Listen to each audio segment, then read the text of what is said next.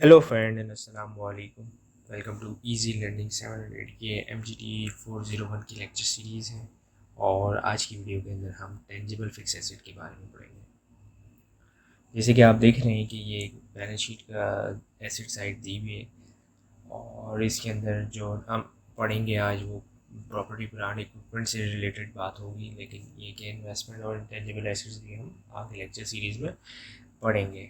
तो fix asset यानी कि प्रॉपर्टी प्लांट एंड इक्विपमेंट होते हैं, ये तो जानते हैं। और IAS 16 इसको डील करता है। सब्जेक्ट टू डिप्रिसिएशन भी होती है। अब जो मतलब यानी ऐसी बात है, जो डिप्रिसिएशन है वो कम्युलेटेड होती है और always present at deduction for relevant fix asset. ये ऐसी बात है, डिडक्ट होती है और contra to fix asset nature में भी होती है। मेजरेबल क्या है? इनिशियल मेजर एट कॉस्ट होती है और सब्सिक्वेंट कॉस्ट और रिवोल्यूशन मॉडल। अच्छा, कॉस्ट मॉडल क्या होता है फिक्स एसेट का? जैसे मिसाल दे दिया, आप एक ऑफिस के लिए एक एयर कंडीशन खरीद के लाए 1 लाख रुपए का। अब मैं मिसाल दे रहा हूँ, तो आपको पता है कि वो कॉस्ट है। हिस्टोरिकल कॉस्ट का मतलब क्या? वो कॉस्ट जिस पे आपने कोई चीज़ परचेज़ की है या बनवाई है। आप बना भी सकते हैं या आप खरीद सकते हैं मार्केट से, तो उसको हिस्टोरिकल कॉस्ट कहते हैं। और या फिर कॉस्ट मॉडल यानी कि मतलब आप कॉस्ट पे रहेंगे। और दूसरा मॉडल कौन सा होता है मेजरमेंट का? वो होता है रिवोल्यूशन मॉडल। रिवोल्यूशन मॉडल के अंदर ये होता है कि फेयर वैल्यू, जैसे आज अगर उस एसी को बेचने जाए या फिर आज वो मार्केट में कितने का बिक रहा है। वैसे तो खैर एसी डिप्रिशिएट हो जाएगा, लेकिन ये कि एक तरीके से समझिए कि आज वो रीसेल मार्केट में कितने का बिक रहा है, तो वो रिवोल्यूशन मॉडल वहाँ अप्लाई होता है। और लेस डिप्रिसिएशन और इम्पेयरमेंट लॉस अगर हो तो इम्पेयरमेंट लॉस हम उसमें बुक कर देते हैं, यानी कि लेस कर देते हैं। इसी तरीके से अब मेजर जो है वो दो ही यानी कि मतलब क्लासेस है, हमने पढ़ा है अभी।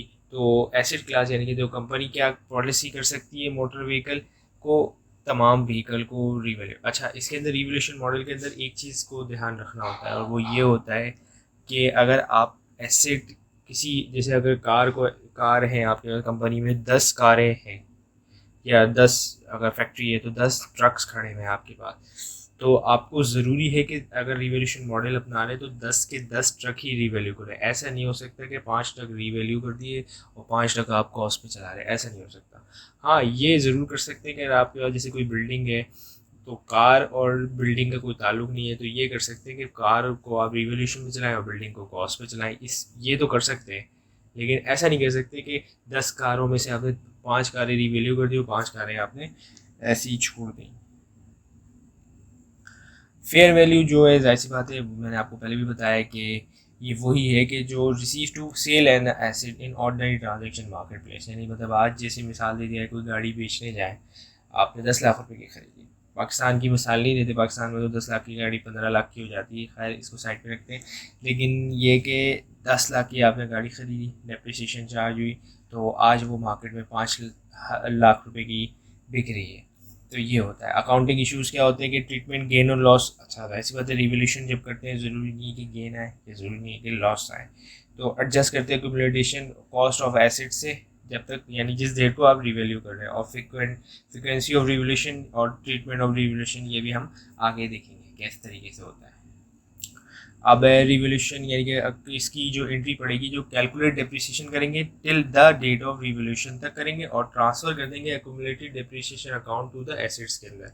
और इसकी एंट्री पड़ेगी accumulated depreciation debit, fix asset credit होगा, कम हो जाएगा फिक्स एसेट। और फिर इसके बाद एडजस्टमेंट क्या होगी एंट्री इसकी, कि कैरिंग अमाउंट जो होगा वो फेयर वैल्यू पे होगा। रिजल्ट, ऐसी बात है कि इनटू रिजल्ट ऑफ गेन और लॉस। वैसे तो मैंने आपको पहले बताया कि भाई रिवोल्यूशन जब भी आप करेंगे, ज़रूरी नहीं है कि आपको गेन हो, ज़रूरी नहीं कि आपको लॉस हो। आप रिकनसाइल करेंगे किससे? रिवोल्यूशन गेन्स और एज ए इक्विटी, और लॉस होगा तो वो एक्सपेंस आउट कर देंगे। मतलब यानी कि देखिए, गेन जो है वो आप फ़ौरन यानी कि अपने इनकम में नहीं डालेंगे। गेन को एक इक्विटी के हेड के अंदर, रिजर्व के अंदर हमेशा रखते हैं, और फिर जब वो गेन रियलाइज होता है तो वो आहिस्ता आहिस्ता करके जाता है। लेकिन अगर लॉस होगा, आप जैसे मिसाल दीजिए, आप बिल्डिंग रिवैल्यू कर रहे थे, 1 करोड़ की बिल्डिंग थी, आपने रिवैल्यू की 90 लाख की उसकी वैल्यू होगा, तो जो 10 लाख रुपए वो फ़ौरन आप एक्सपेंस आउट कर देंगे प्रॉफिट एंड लॉस अकाउंट के अंदर। अब इसी तरीके से अकाउंटिंग ट्रीटमेंट क्या होगा कि भाई रिवोल्यूशन जो होगी अप यानी कि मतलब अपवर्ड रिवोल्यूशन हुई तो वो इनकम स्टेटमेंट में as a provision of loss any loss to be accepted. मतलब क्या, मतलब इसका क्या हुआ कि अगर जैसे मिसाल दे दी है रिवोल्यूशन हुई और पिछला लॉस पड़ा हुआ है, मतलब रिवोल्यूशन इस दफ़ा की गेन हो गया आपको जैसे, तो अब पहले जो लॉस था उसको सेटल डाउन करेंगे, फिर जाके वो गेन रिकॉर्ड करेंगे अगर बचा, और अगर नहीं बचा तो वो लॉस ही रहने देंगे।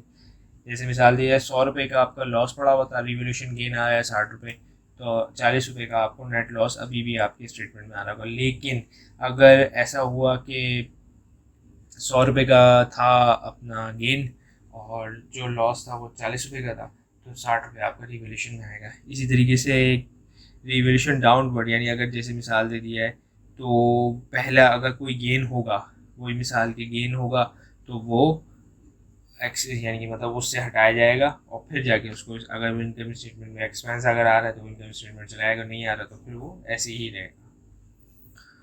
अब प्रैक्टिकल देखते हैं कि भाई एक कंपनी है जो एस्को है, वो क्या कर रही है, हर एक 100 मिलियन का एसेट लिया हुआ है। एसेट क्या है, लैंड है। तो वो 1 जनवरी 2022 को रिवोल्यूशन मॉडल यानी कि वो 1 जनवरी 2022 को उसने परचेज किया और रिवोल्यूशन कब कर रही है वो 31 दिसंबर 2022 को। तो इसकी कितनी वैल्यू हो गई, 1 लाख 130 मिलियन यानी कि 130 मिलियन जो है वो इसकी वैल्यू हो गई। अब इसकी एंट्री क्या आएगी, जब शायद हमने परचेज किया तो लैंड डेबिट और कैश क्रेडिट या बैंक जो भी जिससे पेमेंट करिए।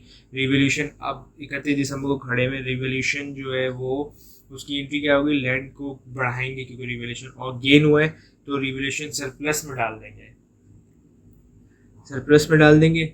और तो अब इस तरीके से एंट्री हो लग जाएगी। लेकिन इसी तरीके से हम सेम एग्जाम्पल को कंटिन्यू करें, लेकिन इस एग्जाम्पल के अंदर हमें जो है वो 31 दिसंबर 2021 को जो है वो लॉस हो गया, 95 मिलियन पे उसकी वैल्यू आ गई। तो हम क्या करें, रिवोल्यूशन सरप्लस पुराना पड़ा हुआ है जो हमारा 30 का था, वो याद है पिछली एग्जाम्पल भी हमने किया था, उसको पहले सेट ऑफ करेंगे और फिर उसके बाद जाके जो प्रॉफिट एंड लॉस स्टेटमेंट में 5 डालेंगे और लैंड को क्रेडिट कर देंगे। तो जो लैंड एसिड है वो ऐसे होता है, वो डिप्रिशिएट थोड़ी होता है उसकी, क्योंकि उसकी लैंड इसलिए डिप्रिशिएट नहीं होता, उसकी लाइफ जो है वो इनडेफिनेट है, यानी मतलब लाइफ जो है वो उसकी आप बता नहीं सकते कि लैंड कितने अरसे तक रहेगी। अब इसके अंदर कॉन्सेप्ट वही है, बस इसके अंदर डेप्रिसिएशन की, क्योंकि लैंड के अंदर डेप्रिसिएशन नहीं आ रही, इसके अंदर डेप्रिसिएशन आ रही है कि भाई एक एसिड है, मशीन है जो 100 मिलियन की है, 100 मिलियन से लेके चलते हैं और जो 10% डेप्रिशिएट हो रही है, स्ट्रेट लाइन मेथड इस्तेमाल किया जा रहा है, और रिवोल्यूशन हुई है 120 मिलियन की 31 दिसंबर 2021 को। ठीक है, देखते हैं इसको क्या ट्रीटमेंट करना है। इसकी ट्रीटमेंट वही होगा जैसे हमने पढ़ा था क्यूमुलेटिव डेप्रिसिएशन वाला, फिक्स एसिड वाला, और इसका ट्रीटमेंट अभी देखते ही है इसका ट्रीटमेंट। तो हमने पहले एक तो डिप्रिसिएशन की, 2 साल की डिप्रिसिएशन यानी वो 10-20 2 साल की डिप्रिसिएशन हमने की तो 20 आ गई, इस तरीके से उसकी 20 आ गई हमारे पास। और एडजस्टमेंट इंटीज ऐसी बात है, अब नेट बुक वैल्यू कितनी रह गई, जब 100 मिलियन की प्रॉपर्टी थी हमने उसको जो 20 मिलियन से डिप्रिशिएट किया तो 80 रह गई, और फेयर वैल्यू कितनी है 120, तो हमें गेन कितने का 40 का। तो अब रिकॉर्ड रिकग्नाइज कैसे करेंगे हम इसको हम जो गेन होगा, रिवोल्यूशन गेन है वो मशीन का 40 मिलियन का गेन है, तो वो हम सरप्लस अकाउंट में उसको बुक कर देंगे। Axis depreciation against revolution axis जो है यानी कि मतलब एक्सिस डेप्रिसिएशन हो, आप उसका ट्रीटमेंट देखते हैं कि वही एग्जांपल लेके चल रहे हैं। Estimated there is no change हो रहा है, यूजफुल लाइफ में नहीं हो रहा है, यानी मतलब जो उसकी लाइफ है उसमें चेंज नहीं हो रहा, but it found that carry amount might not be materially difference as fair value. चलो देखते हैं अब इसका ट्रीटमेंट भी। तो इसका ट्रीटमेंट ये है कि डेप्रिसिएशन एक्सपेंस तो वही निकालना है, 8 साल पे निकालना है, डेप्रिसिएशन तो आपने वैसे ही निकाल ली। अब रिवोल्यूशन गेन हुआ, रिवोल्यूशन आपको गेन